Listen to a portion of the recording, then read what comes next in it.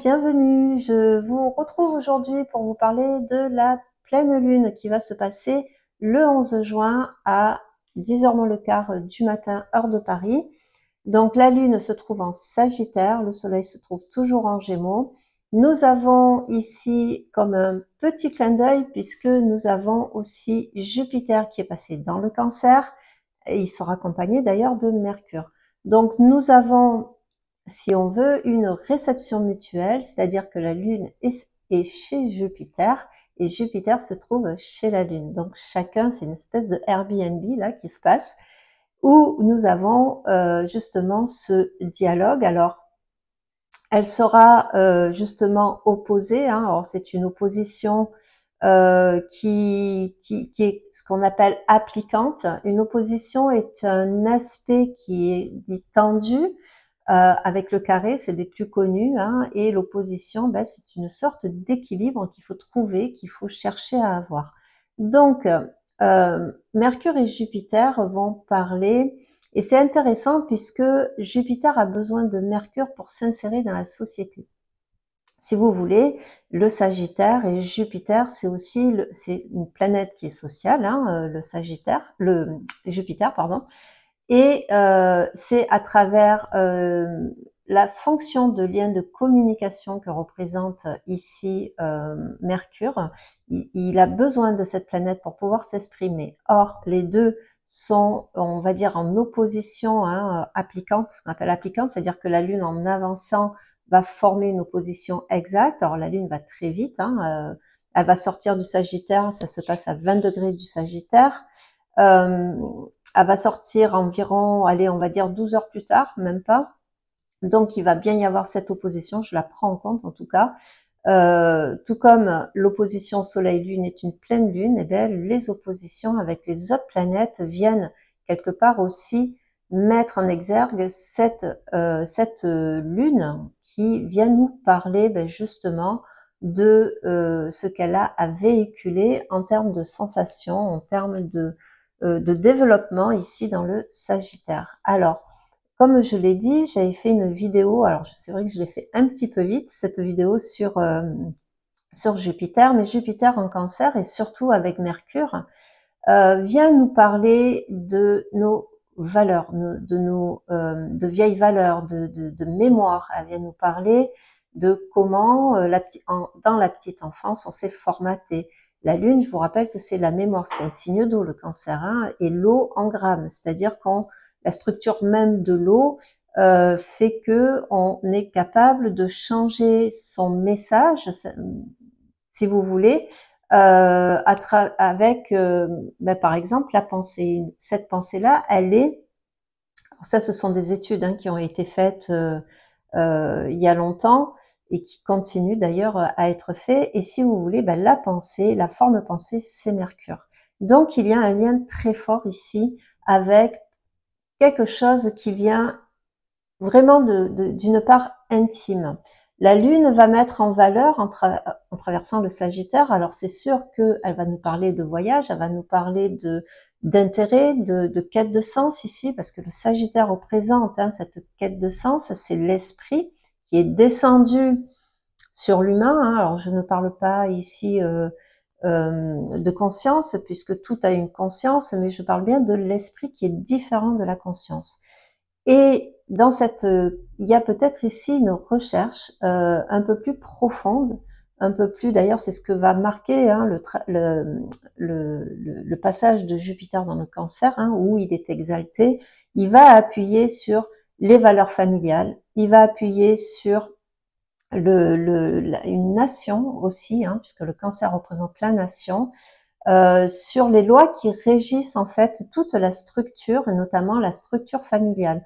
Comment j'ai été élevée, formatée, quelle a été mon éducation, quelles ont été, dans quoi j'ai forgé mes croyances, comment je me suis forgée moi-même. Parce que le Sagittaire parle de voyage, c'est sûr, une lune en Sagittaire, quand on l'a au natal, on aime bien bouger, on aime bien apprendre aussi, comprendre les choses.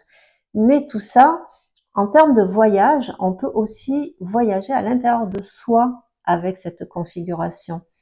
Donc, vous avez cette lune qui vient peut-être appuyer sur une sorte de quête, le fait de savoir, de comprendre comment on a été quelque part formaté, influencé, éduqué.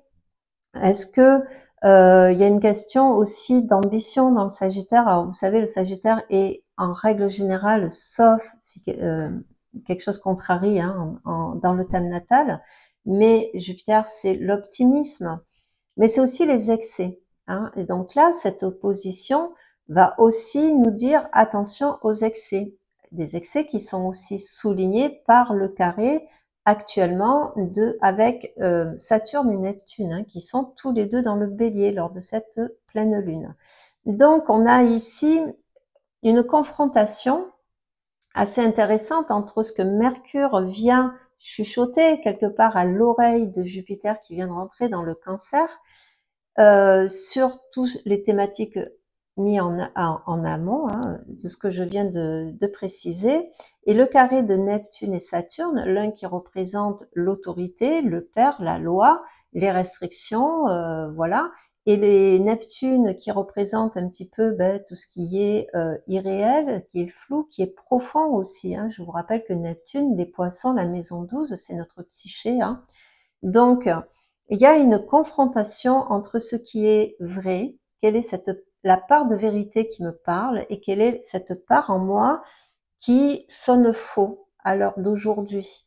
Où est-ce qu'aussi je me suis trompée, où m'ont porté les illusions, quelle était peut-être cette envie, ce rêve, cette inspiration, et qui m'a, dans un temps, porté vers un projet, vers une rencontre, vers quelque chose, et qui aujourd'hui, je réalise que peut-être je me suis fourvoyée, je me suis trompée, ou en cheminant comme ça, je me suis aperçue finalement, eh bien que je n'étais pas à la bonne place, au bon endroit, que je n'étais plus peut-être en adéquation avec ce qui m'entoure, avec ce qui jusqu'ici me nourrissait. Donc, il peut y avoir de vraies prises de conscience avec cette alliance entre Mercure et Jupiter, surtout dans le Cancer, hein, voilà, on va chercher vraiment l'origine ici. Ça nous parle des origines. Donc, on peut aller chercher quelle est l'origine. L'origine peut-être d'un problème que j'ai actuellement, que je rencontre dans ma vie, sur quelque chose sur laquelle je bute. Ce sont les schémas de répétition qui peuvent aussi se présenter ici. Et le carré avec Neptune et Saturne, je vous rappelle que le carré demande comme travail une coupure de schéma, une coupure de forme pensée. C'est-à-dire qu'il faut changer son regard, il faut regarder autrement. Il faut prendre de la hauteur. Hein. Donc, cette pleine lune est intéressante à ce niveau-là. La lune se trouve dans la maison 5, la maison du soleil en plus. Donc, c'est une maison créative, c'est là où on s'aime d'ailleurs. Hein. C'est la maison, on va dire, qui parle de narcissisme. On a tous notre part de narcissisme. Hein. Ça se passe au stade du miroir quand on est petit. On comprend qu'on est quelqu'un de différent et on découvre son image. Voilà, on voit les bébés rigoler, interagir avec eux-mêmes finalement. Donc tout ça, c'est cette maison-là. Donc ça parle de narcissisme et du coup de l'amour que l'on se porte à soi. Quelle est l'image que j'ai de moi ici? Est-ce que je ne me serais pas trompée peut-être quelque part entre l'image que je projette, que je donne aux autres finalement, et l'image que je perçois à l'intérieur de moi? N'est-elle pas différente? N'a-t-elle pas à un moment donné, peut-être, pour X raisons, parce qu'il fallait que je m'insère dans la société, parce qu'on m'a dit qu'il fallait que je fasse telles études, parce que on m'a dit quelque part dans mon schéma familial, il fallait que je me méfie de telle chose ou que j'accepte telle chose. Est-ce que tout ça n'est pas en train d'être remis en question finalement? Est-ce que la vie n'est pas en train de me donner raison aussi sur quelque chose que je pense, que j'estime qui est vrai pour moi aujourd'hui? Alors, on a également, lors de cette pleine lune, on a Vénus qui traverse le signe du Taureau. Elle est dans la maison du Capricorne, elle est en maison 10. Et Vénus, elle est à domicile, elle est chez elle en taureau. Hein. Je vous rappelle que Vénus, eh bien, elle va maîtriser le taureau et elle va maîtriser ici la balance, pardon. Euh, et Vénus, elle fait, elle soutient ce Jupiter et ce Mercure. Donc, quelles sont mes valeurs, puisque ça parle de valeurs, hein, le signe du Taureau. On peut, par exemple, aussi dans cette ambiance-là, hein, qui est donnée, euh, reprendre en main une certaine santé, hein, ça parle d'alimentation, le taureau notamment, ça parle de dépenses, donc on peut aussi dépenser, hein, alors attention avec Jupiter, hein, mais on peut dépenser par exemple pour se faire plaisir tout bêtement parce que ça fait, voilà, on a besoin peut-être de changer sa garde-robe, de changer la peinture de sa maison, enfin peu importe. Mais il y a, je dirais que le plus important va être ici sur qu'est-ce que j'aime vraiment et comment je me suis construite, qu'est-ce que j'aime chez moi. On peut se poser la question, quelles sont les choses que j'aime chez moi, plutôt que de toujours regarder ce qui ne va pas, hein. Ça serait bien de regarder aussi ce qui va. Voilà, qu'est-ce que j'aime en termes de caractère chez moi. Est-ce que je suis courageuse? Est-ce que je suis créatif? Est-ce que je suis euh, quelqu'un qui tient ses paroles, qui a un sens des valeurs et un sens moral ici avec Jupiter qui tient la route. Donc, elle va soutenir ici cette conjonction, hein, Jupiter qui est le maître, hein, de la lunaison. C'est pour ça que j'en parle, hein, Jupiter-Mercure. D'ailleurs, ce sont les deux maîtres, hein. Mercure, c'est le Gémeaux et Jupiter, ce sont les Sagittaires. J'ai oublié de le préciser. Donc, tout ça, ça fait beaucoup de questions, ça fait beaucoup de points d'interrogation peut-être, mais par contre, cette pleine lune, elle est soutenue aussi par Mars, Mars qui est en maison 1 et qui est toujours en Lion. Mars dans le Lion, il est courageux, il veut briller, il veut qu'on reconnaisse, je l'ai dit, hein, mais je le redis pour ceux qui me découvrent peut-être, c'est qu'un Mars en Lion, il assume, et non seulement il assume, mais en plus de ça, il veut que ses actions soient reconnues. Le Lion, c'est la maison 5, c'est là où est la Lune, et la Lune fait un magnifique trigone avec ce Mars en Lion, maison 1, puisque c'est l'ascendant Lion. Donc, il y a quelque chose de très créatif. Il y a quelque part l'idée de se dire qu'est-ce que je peux faire qui me ressemble complètement et dans laquelle je peux me reconnaître. Je peux m'affranchir aussi de quelque chose avec le carré Jupiter, Saturne et Neptune, pardon. Quelque chose dans laquelle je peux m'affranchir, je peux vraiment m'exprimer et voilà, me reconnaître, pas forcément se faire reconnaître, hein. Il y a bien sûr ce besoin, hein, dans cette projection, on a besoin de la validation de l'autre. Mais ici, il faut plus s'auto-valider finalement, vous voyez, parce que c'est quelque chose qui appartient au Cancer. Et c'est quelque chose qui a besoin de communiquer, de trouver du sens dans l'axe Gémeaux et Sagittaire, pardon. D'ailleurs, ça nous fait penser, actuellement, nos étudiants, hein, sont en train de passer le bac, sont en train de chercher une validation ici de l'État, par exemple. Donc, c'est une période de bac, mais c'est aussi la période des vœux, hein. D'ailleurs, on le voit, je vois passer beaucoup de vidéos par rapport à Parcoursup, qui est une vraie catastrophe. Il y a encore eu des jeunes qui ont envoyé des recettes et qui ont été acceptées. Enfin bon, c'est voilà, ça c'est. Mais ce que je voulais dire, c'est que cette validation, on va la chercher à l'extérieur, ce qui est normal, c'est le principe du bélier et de la balance. Mais ici, il y a cette idée vraiment de s'auto-valider.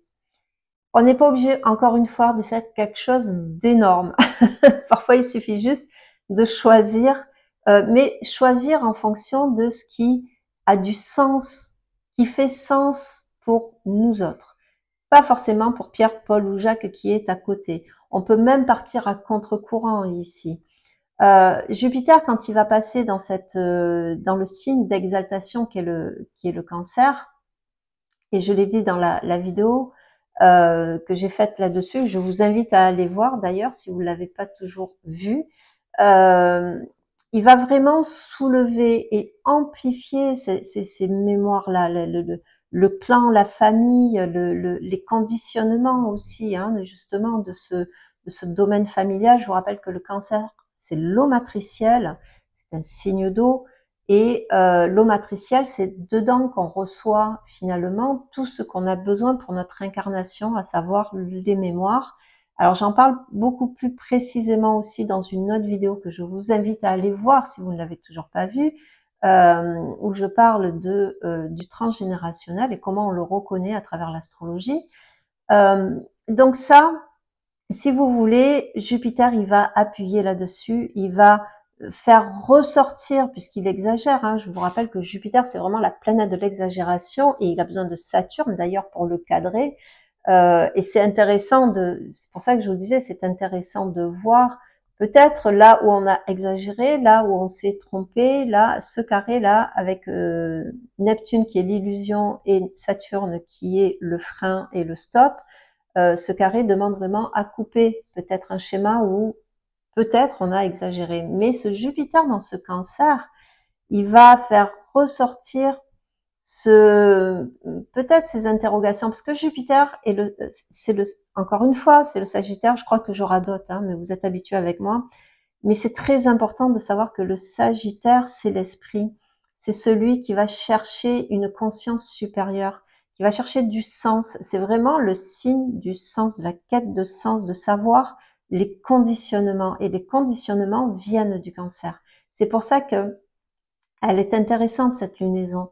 C'est qu'est-ce que je suis devenue par rapport à mes conditionnements, à mes croyances, aux patterns qu'on m'a légués à travers le cancer, mais à l'intérieur de moi.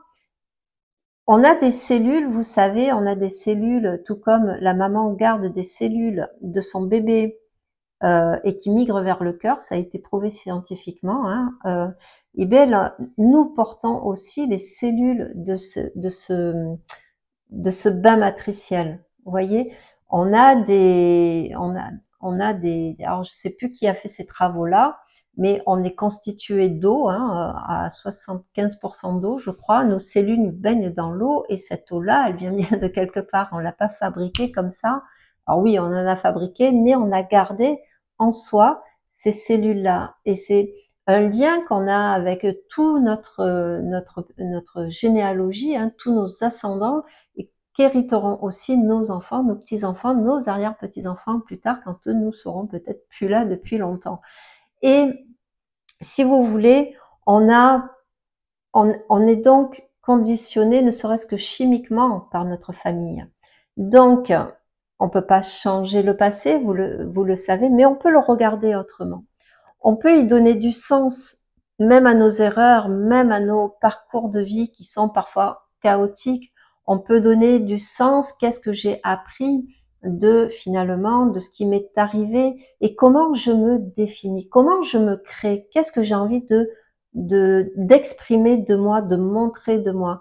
Quelle est l'action ici? Et avec ce beau trigone à Mars, ben, si vous décidez de franchir un pas vers cette quête de sens, vers cette quête d'identité qui est profondément enfouie ici dans le cancer, eh bien ça va vous porter, ça va et puis n'oublions pas que nous sommes sur le nouveau cycle Saturne nœud nord, donc qui marque, hein, un nouveau, on va dire un nouveau cycle de 11-12 ans. Donc qu'est-ce que j'ai envie de comprendre de moi?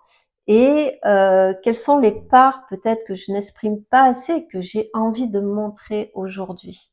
Alors, c'est vrai qu'elle est mitigée. Par exemple, si Jupiter fait un bel aspect sextile avec, par exemple, Vénus, elle est en sesquicarré, pas en sesquicarré, en demi-carré, pardon, avec le Soleil, et elle est en sesquicarré avec la Lune. Et ce sont pas des aspects dont on parle très souvent, mais il y a un effort à faire ici. Il y a quelque chose, mais qu'est-ce qui me relie finalement, mais qu'est-ce qui fait que je suis incarnée aujourd'hui? Et qu'est-ce que j'incarne?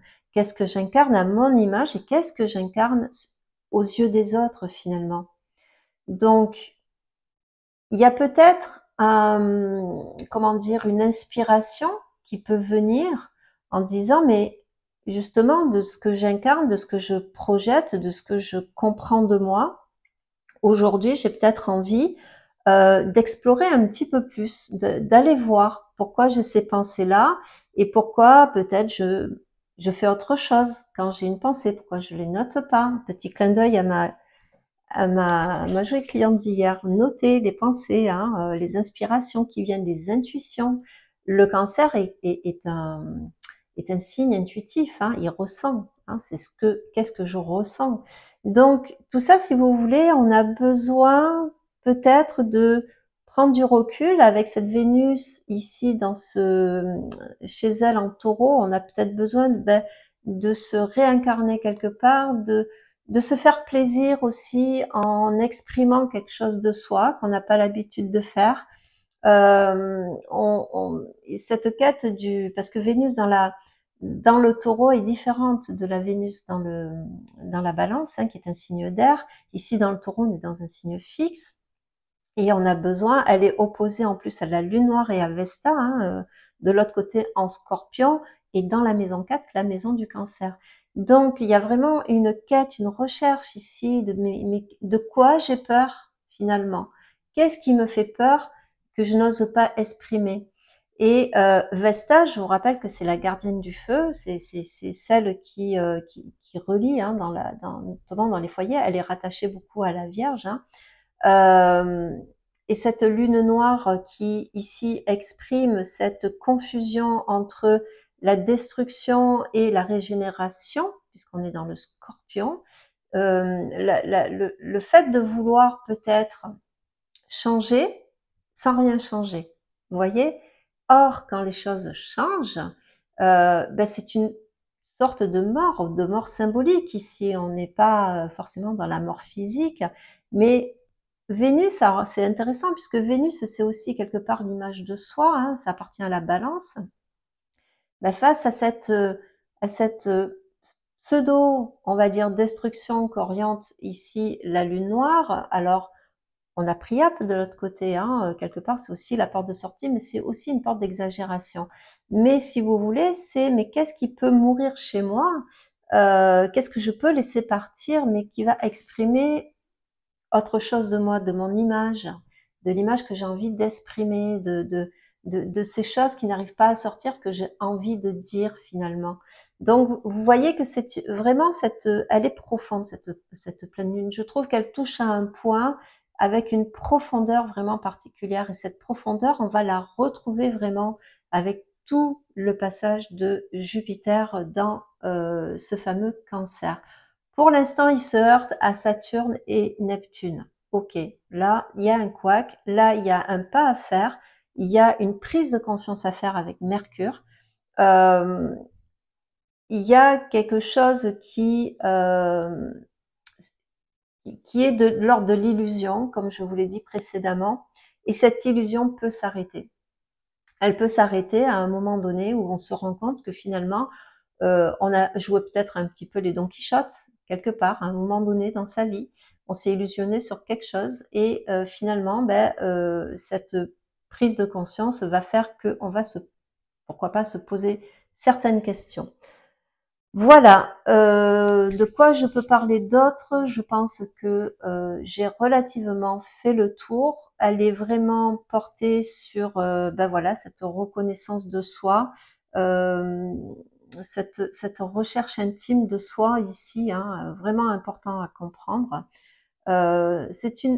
Sincèrement, je l'aime bien cette pleine lune. C'est une pleine lune qui va nous parler d'une façon profonde, voilà, avec beaucoup de choses. On va peut-être toucher du doigt des aspects de nous, en tout cas quand on est concerné, hein, parce que c'est pas tout le monde. Alors les Sagittaires, les Gémeaux, bien sûr, le sont, hein. En premier lieu, les Cancers aussi, avec ce passage de Jupiter, hein. Et à moindre les Gémeaux aussi, hein, je vous rappelle que Uranus ici, il y a toujours ce fameux beau triangle, hein, entre Neptune, Saturne, Pluton et Uranus, hein. On change de paradigme ici, donc voilà. certaines personnes sont concernées, mais c'est pas forcément toujours que les signes, hein. Il faut regarder le thème natal, il faut regarder s'il y a des positions, des aspects qui se forment. Si la Lune est sur un aspect pile poil, sur une planète ou autre, ben forcément, même si, voilà, euh, je sais pas, vous êtes poisson, elle peut aussi vous concerner. Voilà, c'est pour ça que moi dans les horoscopes, je suis pas à l'aise moi avec les horoscopes. Voilà. Donc, en tout cas, je vous rappelle que la chaîne n'est toujours pas monétisée et le restera ainsi. Donc, je compte sur vous, un petit cœur, un petit merci, un petit like, un petit abonnement, bien sûr, si vous n'avez pas, vous n'êtes pas encore arrivé dans ma famille ici d'astrologie des profondeurs. Moi, je vous remercie en tout cas. Je vous rappelle que pour commander les thèmes, vous retrouvez mon travail sur ma page, soit Facebook, mais aussi surtout sur mon site, hein, alexandradelunto.com, tout simplement. Euh, je vais prendre des vacances au mois d'août. Le planning se remplit pas mal, donc si vous voulez vous faire plaisir, hein, et commander un thème, commanda avant le mois d'août. J'ai environ 15 jours, 3 semaines d'attente, hein, dans les rendez-vous. Donc, et le mois d'août va arriver très vite. Voilà. Moi, je vous souhaite en tout cas une excellente pleine lune. Prenez soin de vous et je vous retrouve très bientôt. Au revoir.